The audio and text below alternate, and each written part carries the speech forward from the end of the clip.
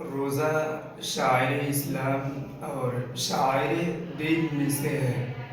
رمضان کے مہینے کا روزے کا اور روزے داروں کا خیال کرنا یہ دین اور شریعت کا خیال کرنا ہے، اور دین اور شریعت کی چیزوں کا خیال کرنا، ان کے حقوق کی عزت اور حرمت کا لحاظ کرنا، یہ اللہ کی تعظیم اور تقوی کی علامت ہے۔ اسی لیے کہا جاتا ہے کہ جو معذورین ہیں اور جو بچے ہیں کسی بنیاد پر اگر روزہ نہیں رکھتے ہیں، تب بھی شریعت یہ کہتی ہے کہ رمضان اور روزے کا اور روزے داروں کا خیال کیا جائے، علی الاعلانیہ لوگوں کے سامنے کھاتے پیتے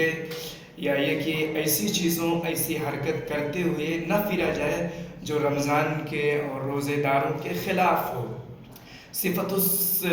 الاولیاء میں ایک واقعہ لکھا ہے مجوسی کا، جو بڑا مشہور ہے، آپ لوگوں نے سنا ہوگا کہ جب رمضان کا مہینہ آیا تو اس نے اپنے بچوں کو گھروں میں جمع کیا اور بچوں کی نصیحت کی کہ رمضان المبارک کا مہینہ آ رہا ہے، مسلمانوں کا مہینہ آ رہا ہے، اور اس میں وہ لوگ ایک خاص طریقے سے عبادت کرتے ہیں، روزہ رکھتے ہیں، تم لوگ ان کے روزوں کا خیال کرو، ادب کرو، احترام کرو، اور ادب اس طریقے سے کرنا ہے کہ لوگوں کے سامنے بازاروں میں کھانا پینا نہیں ہے اور ایسی حرکت نہیں کرنا ہے جو روزہ داروں کے خلاف ہو۔ تو اس نے اپنے بچوں کو یہ نصیحت کی، تو نصیحت کرنے کے بعد کچھ دنوں کے بعد وہ اپنے بچے کو دیکھا کہ بازار کے اندر کھا رہا تھا، تو اس نے اپنے بچے کو ایک مائع چٹاخا لگایا اور اس نے کہا کہ یہ مسلمانوں کا مہینہ ہے اور تم سرے عام مسلمانوں کے بازار میں ان کے علاقے میں کھا پی رہے ہو، یہ ان کے روزوں کی بے حرمتی ہو رہی ہے، بے ادبی ہو رہی ہے، تم حقوق ادا نہیں کر رہے ہو۔ وہ مارا، لکھا ہے کتابوں میں، اسی کتاب میں صفت الاولیاء میں، کہ جب اس کا انتقال ہوا تو پڑوسیوں نے اس کو خواب میں دیکھا کہ وہ جنت میں سیر کر رہا ہے۔ پوچھا کہ تم تو مجوسی تھے، تمہارے اندر ایمان نہیں تھا، اسلام نہیں تھا، کیسے جنت میں سیر کر رہے ہو؟ تو اس نے کہا کہ اللہ تعالیٰ نے مجھے اسلام اور ایمان کی توفیق دے دی مرنے سے پہلے۔ وہ کیسے؟ اس نے اپنا واقعہ سنایا کہ اسی کے بدولت کہ میں نے مسلمانوں کے رمضان کے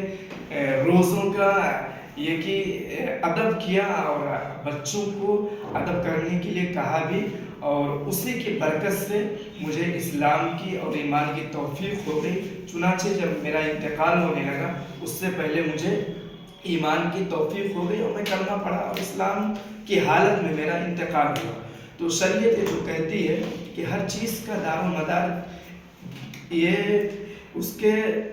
نیت پر ہوتا ہے، اس کے دل پر ہوتا ہے۔ جس طریقے سے آدمی کا دل ہوتا ہے، جس طریقے سے ایمان کی نیت ہوتی ہے، آخری چیز کا اعتبار ہوتا ہے۔ اس لیے ہم تو ایمان والے ہیں، اسلام والے ہیں، مومن ہیں، مسلمان ہیں، اس لیے ہم پر اور لازم ہوتا ہے، یہ بات ضروری ہو جاتی ہے کہ اگر معذورین کی فہرست میں ہم آتے ہیں تو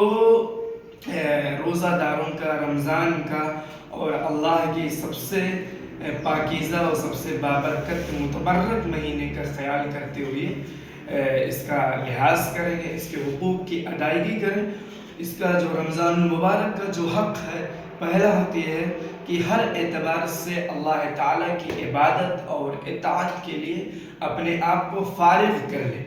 یہ ایسا مہینہ ہے کہ اس میں اللہ تعالیٰ کی برکت، اللہ کی رحمت کا اس طریقے سے نزول ہوتا ہے کہ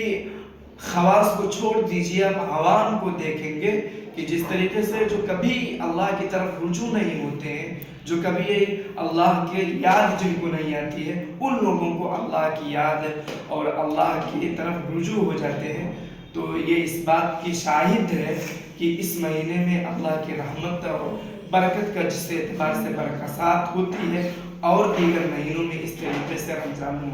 رحمت اور برکت کی برکات نہیں ہوتی ہے۔ اس لیے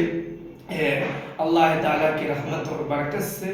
فائدہ اٹھانے کے لیے اپنے آپ کو خوب اللہ کی عبادت کے لیے، اطاعت کے لیے فارغ کر لیں۔ اور سب سے بڑی اطاعت یہ ہے کہ بغیر کسی عذر کے، شرعی عذر کے رمضان المبارک کے روزے نہ چھوڑے۔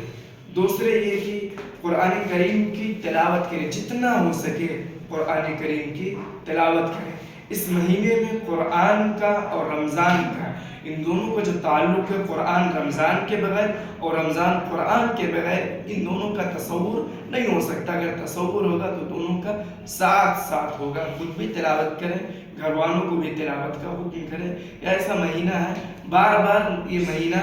نہیں آتا ہے۔ ابھی دیکھیے اس سے پہلے کتنے لوگ تھے، اور مہینوں میں آج کے اس وقت کتنے لوگ دنیا سے چلے گئے ہیں۔ اللہ تعالیٰ نے ہمیں موقع دیا ہے، ہماری سانس چل رہی ہے، اللہ تعالیٰ کی عبادت کر کے اللہ کو راضی کر لیں، خوش کر لیں۔ فی امان اللہ۔